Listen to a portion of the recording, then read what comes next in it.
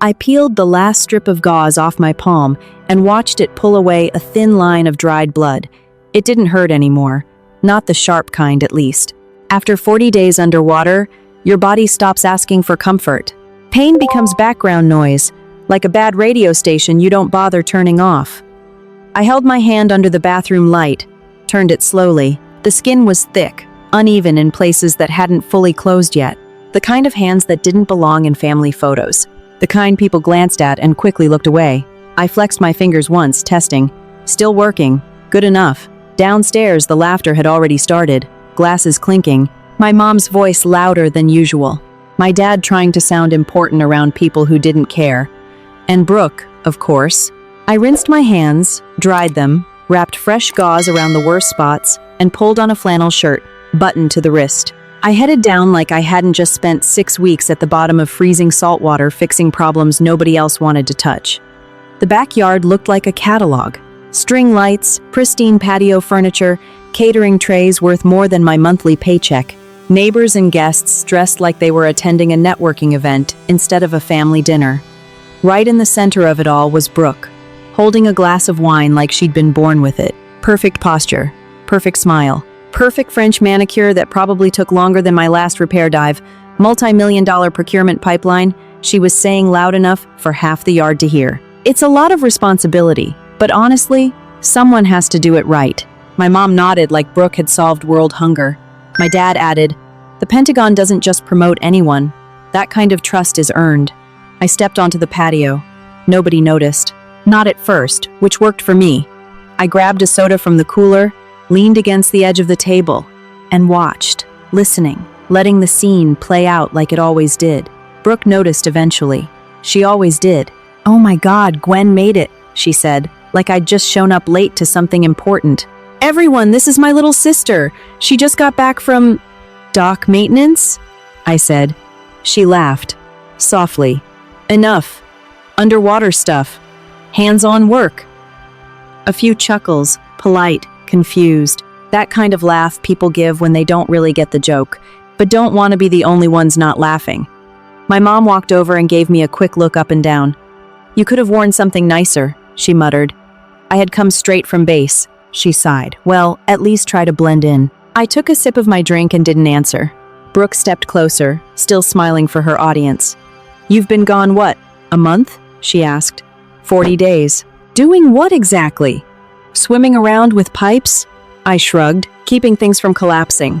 Sounds glamorous. It wasn't supposed to be. That one didn't land the way she wanted, so she switched tactics. Brooke reached out and grabbed my wrist before I could move it. Let me see, she said, pretending affection. She pulled my sleeve back. Gauze peeked out. Not clean, not pretty. She froze, then let out a soft gasp and withdrew. Oh my God, Gwen. Are you a diver or a sewer worker? Your hands are... Wow. There it was. The line she had been waiting for. A few people leaned in, curious. They're just calluses, I said. Just, she repeated, laughing. That's not just, that's concerning. My dad shook his head slightly, disappointed but silent. My mom gave me the same look again, one that said I was making things awkward just by existing. Brooke wasn't done. You should really take care of yourself, she added, lifting her own hand slightly, polished nails gleaming. First impressions matter. I didn't pull my hand away. I didn't argue. My attention had already shifted to the table behind her. A folder, left slightly open. Brooke liked people to see her work just enough to impress, not enough to understand. I stepped closer under the guise of moving around the table. Nobody stopped me. Nobody ever does when you don't look like you belong. I glanced down. Procurement documents, vendor codes, material specs, cost breakdowns, standard stuff. Except one line caught my eye. Titanium alloy supplier code. I stared. Same sequence I'd seen a week ago, etched onto a batch of bolts that weren't supposed to fail. But they did. Under pressure, saltwater depth, they cracked. Not all at once, just enough to turn a routine repair into a situation where one mistake could have killed my entire team. I remembered holding onto a structure that shouldn't move and feeling it shift anyway. That's when I knew why. I looked back up at Brooke. She was still smiling, still talking, still playing her confident, untouchable role. Like the numbers on that paper were just numbers. like nobody on the other end of those decisions had a face or hands. I picked up my drink again, took a sip. Brooke glanced at me. "You okay over there?" she asked. "Yeah," I said. "You look a little out of place." I nodded. "I usually am," she smirked, satisfied. And just like that, the conversation moved on. People drifted. Laughter came back. Music filled the gaps. The perfect night continued. I stayed quiet, not because I didn't have anything to say, but because I had realized something more important than winning an argument in a backyard. She looked at my hands and saw something ugly, something beneath her, something to joke about. What she didn't see, the reason my hands looked like this had her name written all over it. I set my drink down, glanced at that folder one more time. Same code, same supplier, same problem. Only now it wasn't just a bad batch. It was a decision, and decisions like that don't stay on paper. They show up where it hurts. She thought my calluses were the result of a low-level job. She had no idea her greed was the reason they existed in the first place. I looked around the yard at the lights, the people, my family, then back at her, still smiling, proud, completely unaware. I realized something simple. This wasn't going to fix itself. Have you ever been in a room where the person everyone admired was the reason everything was quietly falling apart, and you were the only one who could see it?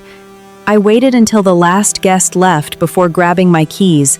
No goodbye, no small talk, no pretending. Brooke was still outside laughing, holding court like always. My parents were right there with her, soaking it in like it was their accomplishment too. Nobody noticed me walking out.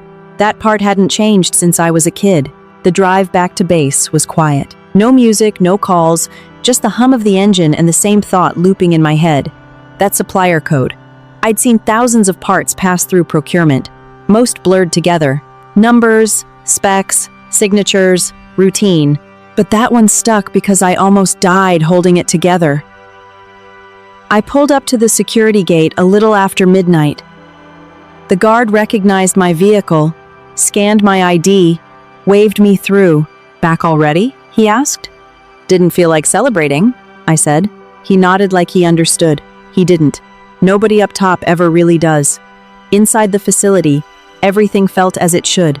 Quiet, controlled, no fake smiles, no performance, just work. I headed straight past my quarters and into the operations building. Badge, PIN, secondary authentication.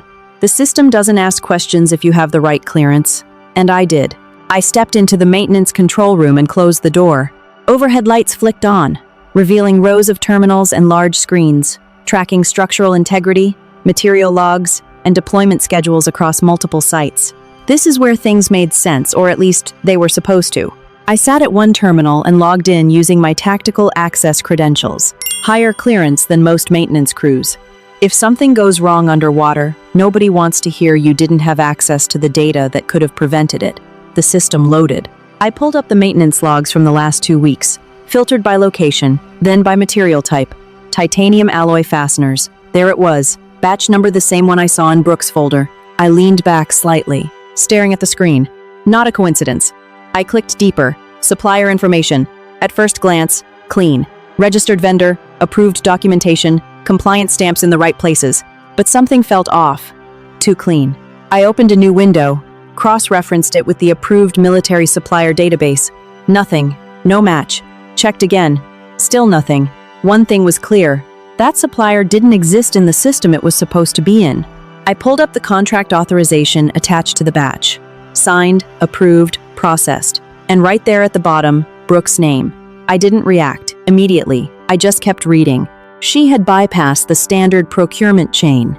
No competitive bidding, no secondary verification. She'd flagged the vendor as expedited necessity, allowing her to override certain checks. Not illegal by itself, people use that pathway in emergencies. But this wasn't an emergency. It was planned. I dug further into the vendor details. Address registered to a small office in Delaware. No operational history, no prior contracts, no performance records. Shell company. I exhaled, resting my hands on the desk. So that's how she did it. Brooke created a shortcut that only looked legitimate on paper. Approved a supplier nobody could trace. Bought substandard materials at a fraction of the cost. Pocketed the difference hundreds of thousands, if not more. I opened another tab. Checked financial disclosures tied to her department. Nothing obvious. She was smart enough not to make it obvious. I respected that part. Didn't make it any less dangerous. I went back to the maintenance logs, pulled up installation records where those bolts went, location data populated, and that's when it stopped being just corruption. Naval Base Kit. I stared at the name for a second, then clicked into the full deployment record. 3 separate docking structures, reinforcement points, load-bearing brackets, all fitted with the same batch, all installed within the last 10 days. My jaw tightened. Kitsap isn't just another base. It's where they dock Ohio-class nuclear submarines. Not 1, 3, each carrying enough firepower to level cities, each relying on structural stability during maintenance. Those brackets don't just hold weight, they hold alignment. If they failed under tidal pressure, best case, catastrophic structural damage. Worst case, compromise of reactor systems during maintenance cycles. Containment issues. Radiation risk not just for the base, for everything around it. I leaned forward, zoomed into the structural stress reports.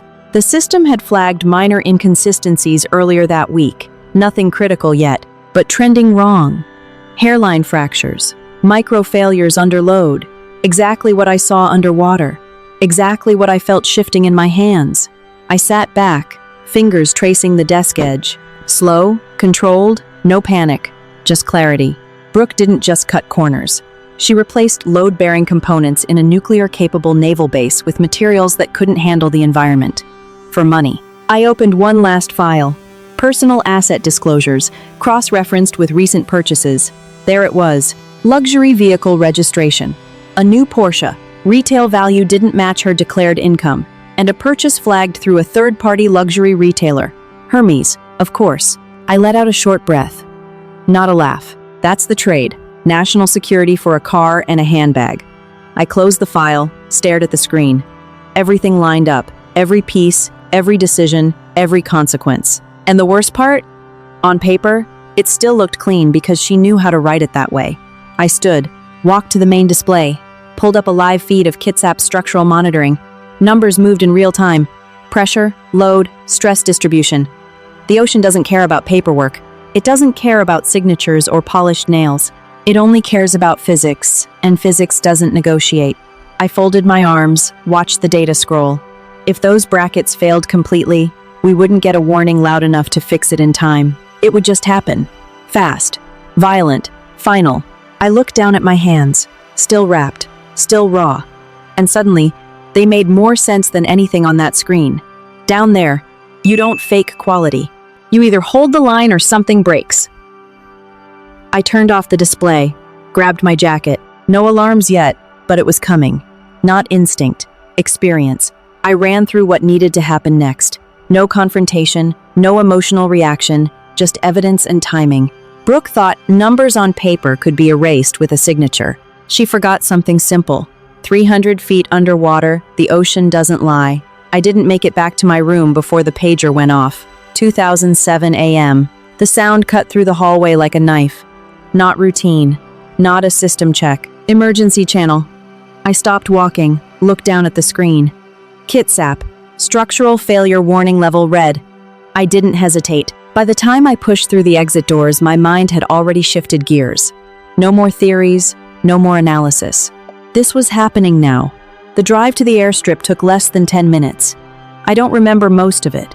Just headlights, sharp turns, the steady pressure building in my chest. A transport chopper was already spinning when I got there. Good. That meant someone else understood how bad this could get. I climbed in, strapped down, plugged into comms. "What's the status?" I asked. Multiple load-bearing brackets showing fracture propagation. Crane system holding submarine bay 3 is unstable. How long? Unknown. Could be minutes, could be longer. They're not taking chances. Of course they weren't. If that crane failed while holding a nuclear submarine in maintenance position, we wouldn't be talking about repairs anymore. We'd be talking about containment. The flight was short but loud. Rotor noise, wind, constant chatter of emergency updates. By the time we landed, the base was already in full lockdown. Floodlights lit the dock like it was midday. Personnel moving fast. Controlled urgency everywhere. I jumped out, headed straight for the dive prep area. My team was already there. 3 divers, gear half on, faces tight. They'd seen the readings. "You saw the reports?" one asked. "I saw enough," I said. "We don't have time to argue." No one did. We suited up fast. Dry suits sealed, oxygen tanks checked, welding rigs secured, thermal welders rated for extreme conditions, 3,000 degrees Celsius at the tip, hot enough to cut through steel. Hot enough to save it too, if we got there in time. I pulled my gloves on last. Thick, reinforced, not enough for what I knew was coming. We moved as a unit toward the edge of the dock. Below us, the water was black, cold enough to shut your body down if you stayed too long. I clipped my line, checked my regulator, looked at my team. Stay on comms, no freelancing. We fix the brackets, stabilize the load, and get out. No hero moves. They nodded. We all knew that was a lie. I stepped off the edge. The cold hit immediately. Not gradual, not manageable. Immediate. It squeezed my chest, forced my lungs to work harder, made every movement feel heavier than it should. I adjusted my breathing, descended. 10 feet. 20. 50. Light faded fast. By the time we hit operational depth, visibility was nearly zero. Just shadows and shapes and the structure. Massive steel beams holding everything in place, or at least they were supposed to. I switched on my headlamp. The beam cut through the darkness just enough to see what mattered. And what I saw wasn't good. Cracks, not surface scratches. Deep fractures running along the load-bearing brackets, exactly where those defective bolts had been installed. I keyed my mic. "Control. This is Gwen. We have confirmed structural compromise. Multiple fracture points. Initiating emergency weld. Copy that. You have priority clearance. Stabilize at all costs." I moved into position, secured myself against the structure. The current was stronger than usual. Tidal shift. Of course. I ignited the welding torch. A burst of light cut through the water. Bright, violent, focused. The heat pushed back against the cold, creating a balance that didn't feel real. I brought the torch to the first fracture point. Steady hand, controlled movement, no room for error. Behind me, my team worked their sections, metal against metal, tools clicking, breathing steady. For a few minutes, it felt manageable. Then it got worse. "Gwen, pressure spike on bracket 3, one said. "I see it," I replied. The structure shifted. Not much, but enough. You don't ignore movement like that. I adjusted my position, moved to reinforce the joint. Torch flared again. Steel melted, fused. Temporary fix. It had to hold. Then it happened. A sharp crack echoed through the structure. Loud, even underwater. Bolt failure. I turned just in time to see it snap clean. It didn't just break, it launched like a projectile. Slammed straight into Ramirez's oxygen tank. He jerked back, spinning. "Tank hit! Tank hit!" he shouted, voice tight. "Status?" I snapped. Pressure dropping, slow leak. Not catastrophic yet. We didn't have time to deal with it because the real problem was right in front of me. The support beam above us shifted. A massive steel column, held by compromised brackets, started to slide. Slow at first, then faster. If that dropped, everything connected would follow. I pushed off, grabbed the structure, trying to brace myself. "Control, major displacement. Beam losing support. Can you stabilize?" "I'm trying," came the reply. I moved to the main fracture point, the one holding everything together or failing to, torch still in my hand. I ignited it again, pressed it into the joint. Metal flared bright. The beam shifted closer. I needed leverage, something to hold it in place while the weld set. There wasn't anything except me. I locked my boots against a lower bracket, reached up with my left hand. The steel was already heated, hot, way too hot for direct contact, even through the glove. I didn't think. I grabbed it. Heat punched through instantly. Glove started to degrade, material softening, sticking. I tightened my grip anyway. "Not yet!" someone yelled. If I let go, I shot back. Alignment fails. If alignment fails, the weld won't hold. If the weld doesn't hold, we're done. I pressed harder, forcing the beam back into position. Torch in right hand kept working. Slow, precise. The pain hit fully. Sharp, deep, constant. Not something you ignore. Something you work through. Breathing heavier, heart rate climbing. But my hand didn't move. Couldn't. Wouldn't. "Almost there," I muttered. Weld line completed. Metal fused, locked. I held it for a second, then another. Structure stopped moving. No shift. Stable. I let go. My hand came free with resistance. Glove partially melted into the surface. Didn't matter. I pushed back, signaled to my team. Stabilized. Finish your sections. We're out. No arguments. We worked fast, clean, focused. Within minutes, the critical points were reinforced. Not permanent, but enough. Enough to hold. Enough to prevent collapse. We ascended together, slow, controlled. By the time I broke the surface, my arms felt twice as heavy. Hands throbbing, numb, and burning at the same time. They pulled me onto the dock. Voices around me, movement, lights. Someone grabbed my arm. "Stay with me," they said. I was already there, just quiet. I looked down at my hands. Gauze gone. Skin underneath wasn't much better. Red, raw, damaged, but functional. Cold water hadn't numbed the heat in my skin. It didn't touch what was building in my head. Because as bad as that was, as close as we came, I knew exactly why it happened, and I knew who signed off on it. The freezing water couldn't cool the feeling of my skin burning, but that pain down there was nothing compared to what was waiting for me on land. I didn't go home after they pulled me out. They wrapped my hands before I got off the dock. Thick white gauze, layer after layer until I could barely bend my fingers. Blood pushed through in spots, slow but steady. Hospital? Later, I answered. They didn't argue. They saw my face and knew. Something more urgent than pain was driving me. I walked straight into operations office. Still in partial gear, boots leaving wet marks across the floor. A few looked up. Nobody stopped me. I went directly to a terminal, logged in. Hands didn't move well. Keys felt smaller than usual, but I got through it. I opened a new incident file. Class A, top-level security, no shortcuts. If this went through proper channels, it wouldn't just be a maintenance issue. It would be an investigation. I typed clear, direct, no emotion. Time of failure, structural location, batch numbers, supplier code, the same one from Brooks' contract. I attached everything. Dive footage, material samples, serial numbers pulled from the fractured components. No room to argue. This wasn't opinion. This was evidence. I hit submit. The system processed. Confirmed. Report logged. Filed. Locked. I leaned back in the chair and exhaled. That was it. From here, it moves on its own. Internal review. Audit. Oversight. People with titles start asking questions. People like Brooks start losing control. That's how it's supposed to work. That's what I told myself anyway. 2 hours later, they finally took me to the hospital. By then, adrenaline had worn off. The pain hadn't. It came in waves. Sharp, deep, constant. Hands felt like they didn't belong to me anymore. Hooked up to an IV, burns cleaned, rewrapped. 2nd degree in multiple areas, doctor said. You're lucky it's not worse. Lucky. That's one way to put it. I didn't sleep much. Every time I closed my eyes, I saw that beam shifting again, felt the heat in my palm, heard the crack of that bolt snapping. Morning came and went, then another. 2 days passed before I had enough strength to sit up without nearly passing out. That's when I reached for the tablet. Time to check the report. Logged in, searched the incident database. Nothing. Frowned, searched again. Same result. No record. Adjusted the filter. Still nothing. Didn't make sense. Class A reports don't vanish unless someone with the right authority makes them vanish. I stared at the screen, door opening behind me. Heels gave it away.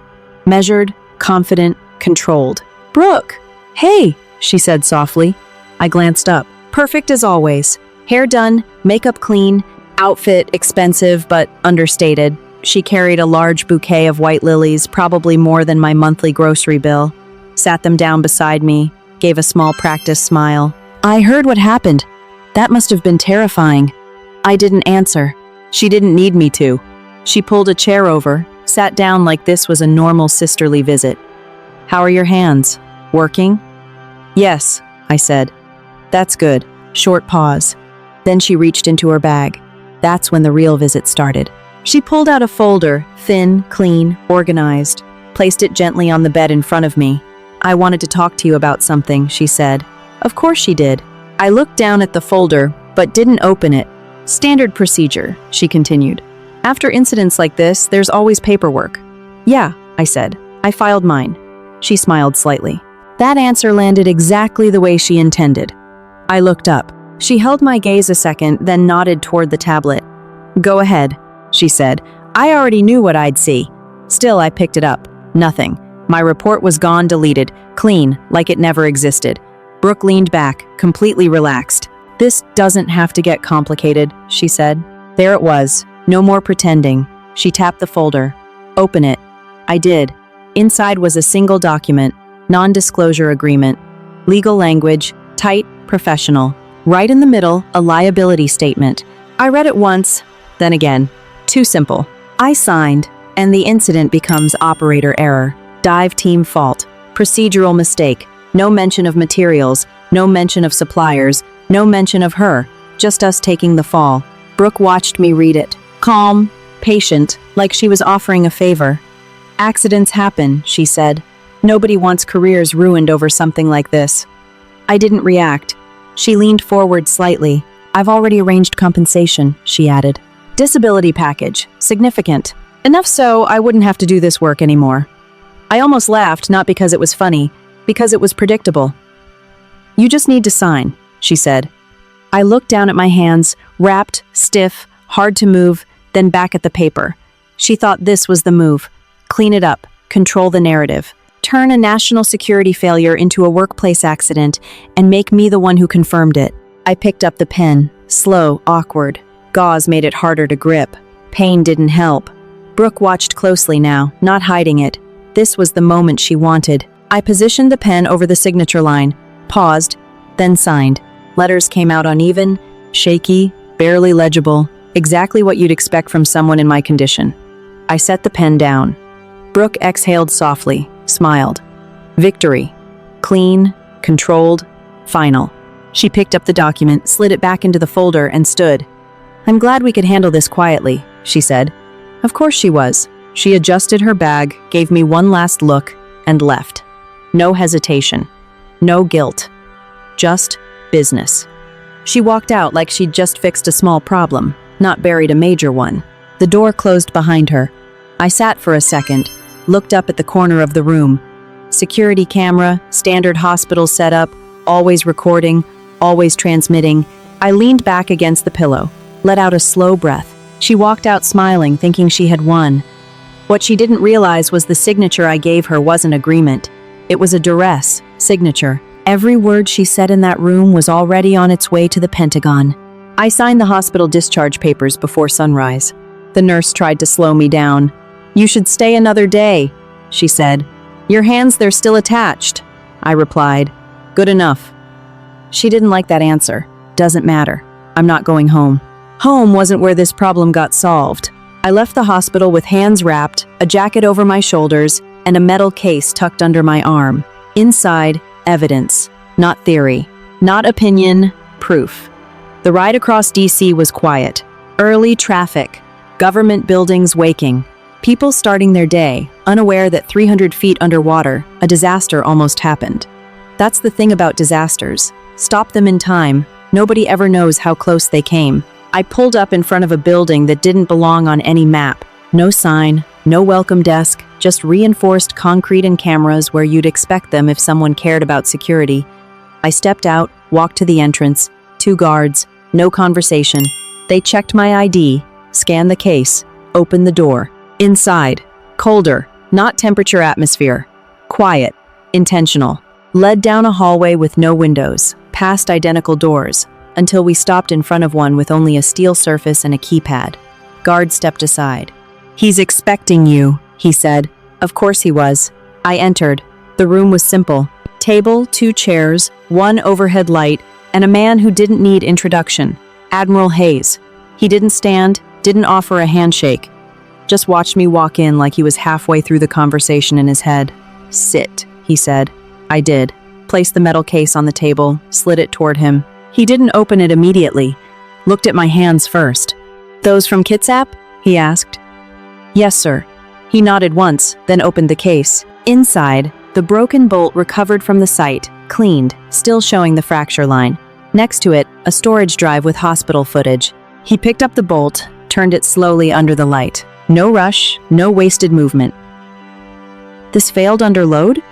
he asked. "Yes, sir." "Below rated tolerance. It shouldn't have. He set it down carefully, then picked up the drive. Video? Yes, sir.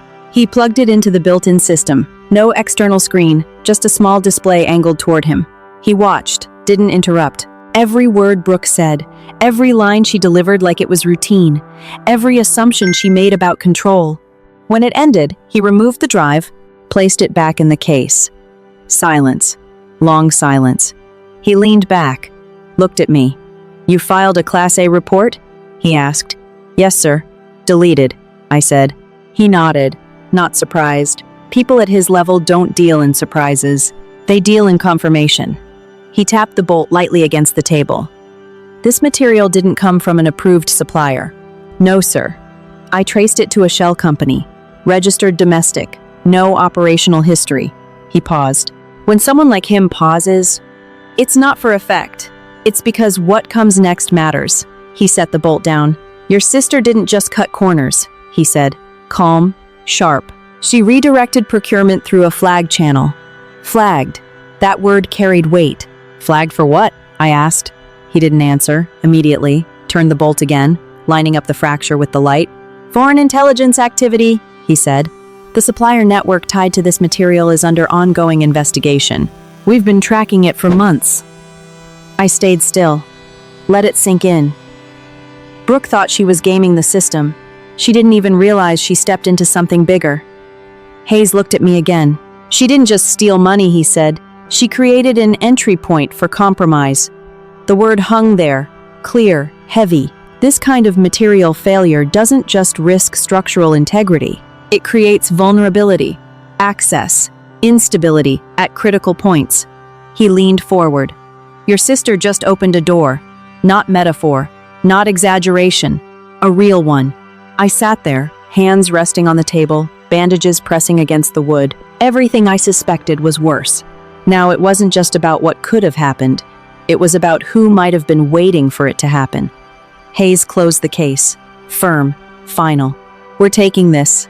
Financial crimes, procurement fraud, national security risk. Not just Brooke. Everyone connected to the chain. This isn't cleanup. It's a takedown. You'll hear nothing until it's done. I understood. He studied me. Asked something I didn't expect. Your family is hosting a gathering this weekend? Not a question. Yes, sir, I said. A barbecue. He adjusted his cuff. Be there. Let her talk. Let her believe everything is under control. People like your sister don't stop on their own. They escalate. They get comfortable. And when they're comfortable, that's when you catch them. I picked up my jacket, hands still stiff, mind clear. Understood, I said. I turned to leave. Gwen. He stopped me. Yes, sir? Glanced at my bandaged hands, back at me. Good work down there. Simple, direct. It landed. Recognition. I nodded once, walked out. Hallway felt longer, quieter, heavier. Not just a mistake, not just corruption. A threat. And I was standing in the middle of it. By the time I stepped back outside, the sun was higher. The city was fully awake. People, moving, talking, living. No idea what was unfolding behind closed doors. I got into my car, sat for a second, hands on the wheel, bandages tight. 72 hours. That's all it would take. I started the engine, drove off, and for the first time since it started, I wasn't thinking about the ocean, the bolts, or even the report. I was thinking about that backyard, the grill, the laughter, my sister standing there like she owned everything. Because the hardest part of this job isn't going into dangerous places. It's standing in your own backyard, flipping burgers, smiling at someone who shares your last name, knowing they just sold out everything you swore to protect. I flipped the burger without looking up as the first round of applause started. Right on cue, my parents' backyard looked even more polished than before. Flags everywhere, red, white, and blue decorations, like a campaign event instead of a family cookout. Tables lined up perfectly. Catering trays stacked with food nobody was actually going to eat, too busy talking or performing. 4th of July, fitting. Nothing says freedom like pretending everything's fine while something rotten sits right under the surface. I stood behind the grill, hands wrapped, tongs in my grip. The heat didn't bother me. Compared to a welding torch underwater, this was nothing. Smell of charcoal, laughter, ice clinking in glasses. Normal, too normal. I kept my head down, worked. That's where I always am at these things. Not in the center, not on display, just useful enough to be invisible. Make sure those don't burn, my mom said as she walked past. I didn't. Across the yard, my dad was in full hosting mode, shaking hands, introducing Brooke like she was the main attraction.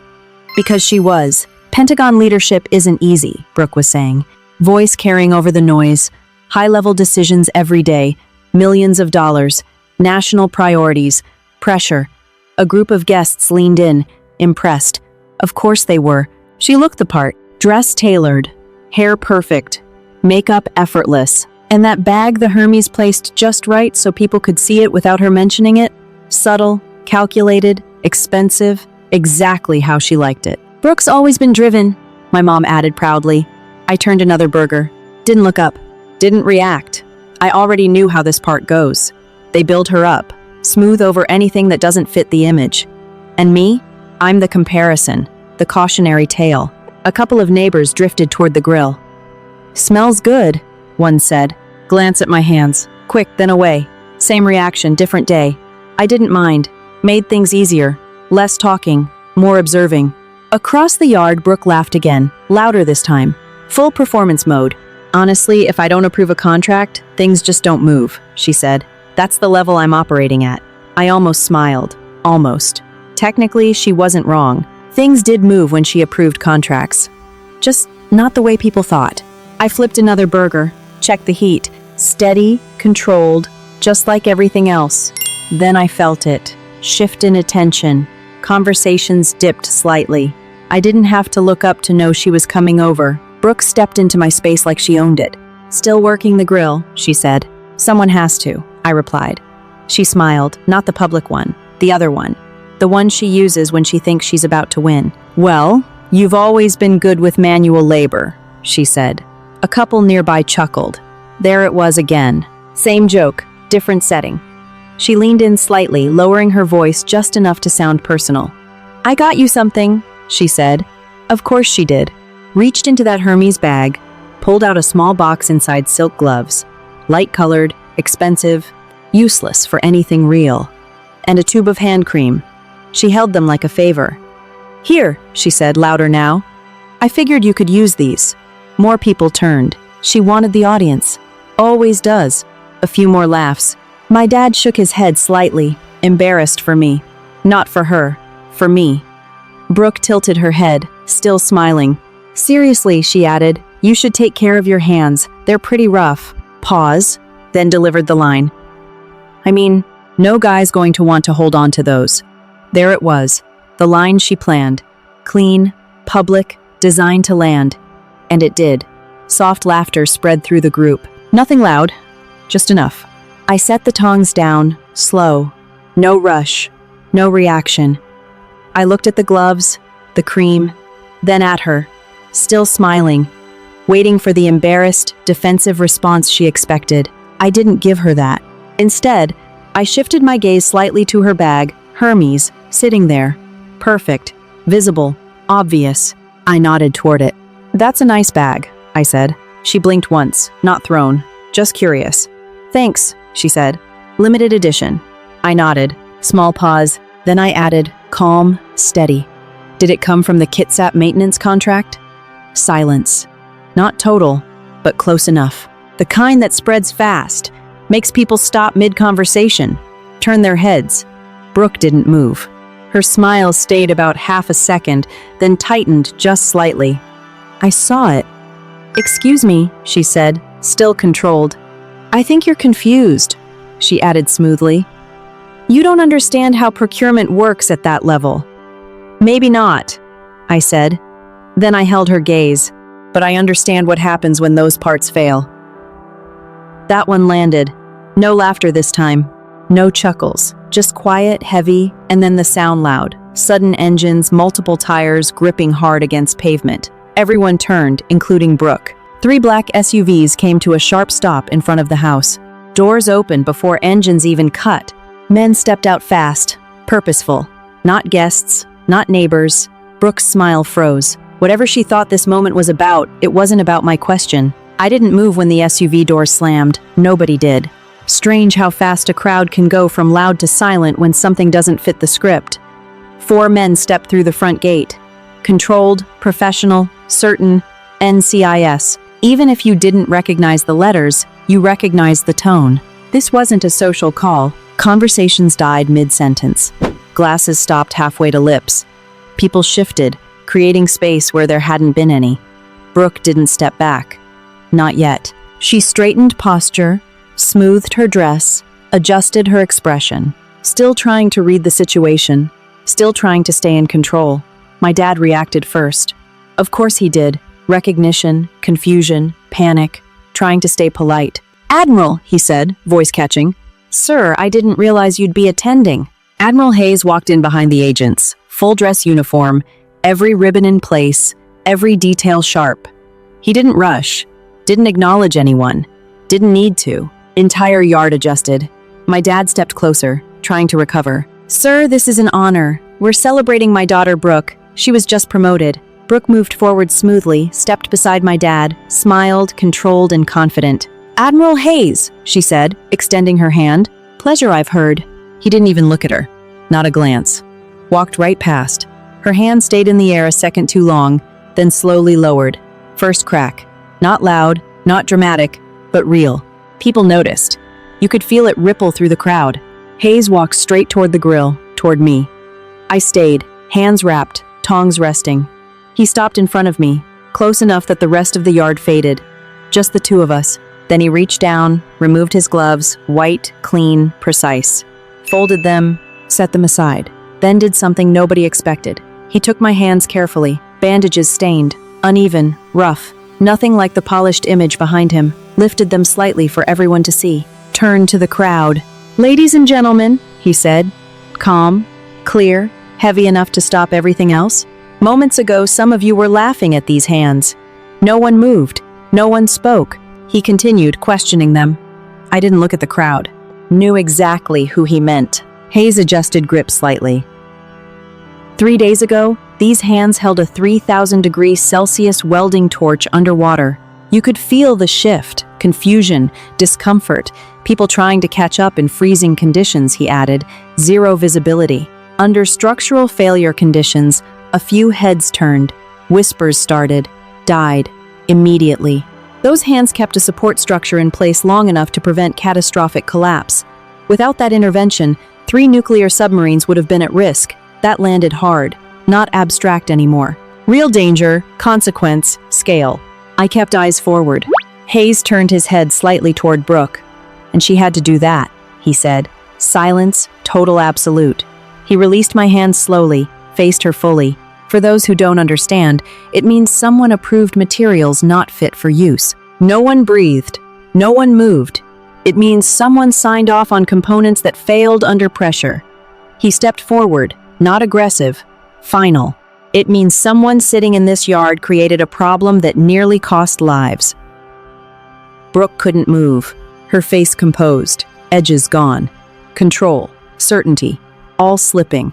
Someone, Hayes said, is standing right there. Every eye turned to her. Confusion, gone. Clarity. My mom made a small, sharp sound. She understood before anyone else. Glass slipped from Brooke's hand, hit the ground, shattered, clean, final, no going back. Brooke opened her mouth, closed it, tried again, nothing.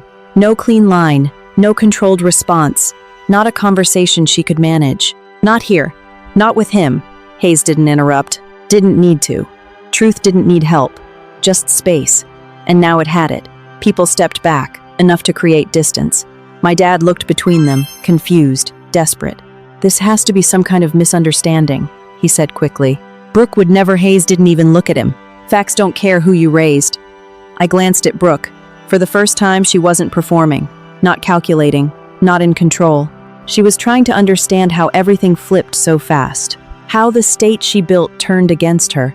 How the person she dismissed at the grill was standing in the only position that mattered. Silence broke, not with voices, not with movement, but with something official. Final.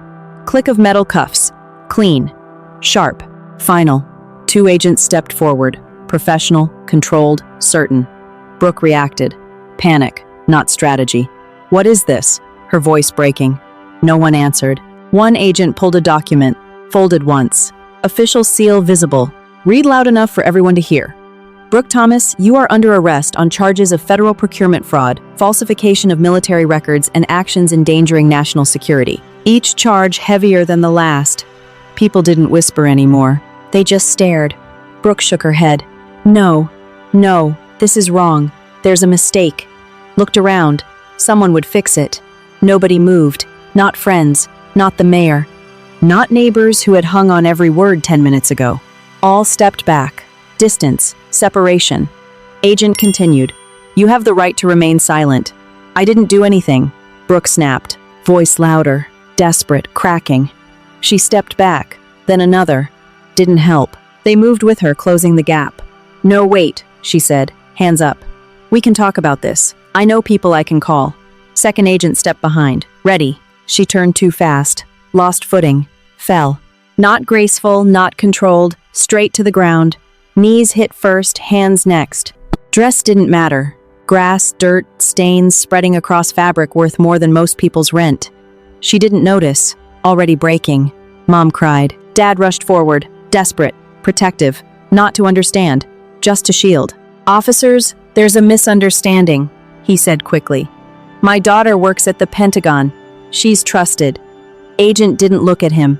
Didn't acknowledge. Step back, sir, he said.